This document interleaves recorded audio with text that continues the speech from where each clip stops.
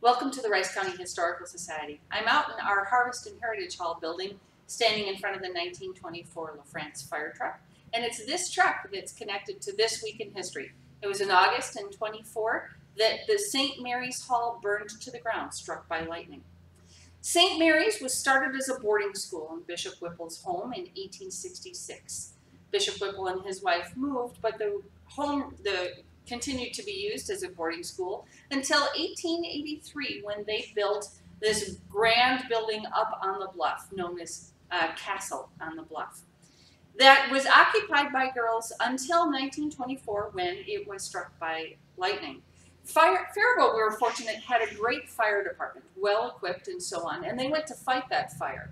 But they were approached during the fire by the school superintendent that one of the girls were missing. And Hollywood drama style, just at that moment they looked up at the spire and they could see a girl waving her hands, that she was way up in the peak of one of the spires in the St. Mary's Hall. They cranked up the ladder truck, only to discover that the truck was too short to reach it. Through ingenuity and bravery of both the girl and the fire department, they were able to rescue her and safely get her down. But it was startling and concerning, and the city of Faribault declared shortly thereafter that they would always want to make sure to have a fire truck that was tall enough to reach the tallest point in the city of Faribault.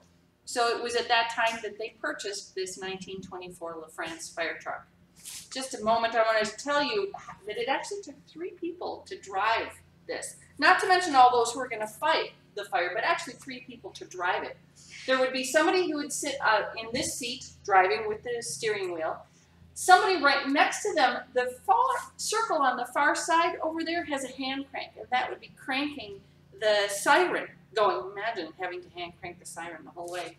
And then way back at the back here, there is another seat and another steering wheel that actually is to control the back portion of the fire truck. So imagine making the curve. Got somebody cranking at the back, somebody cranking at the front, and then somebody cranking on the fire or on the siren. When they would arrive to the fire, the seat at the back would swing out of the way. They'd pull out the back steering wheel, and then from here they'd crank the ladder up to the height that they needed. Rice County Historical Society, lucky to preserve the 24 LaFrance fire truck for future generations.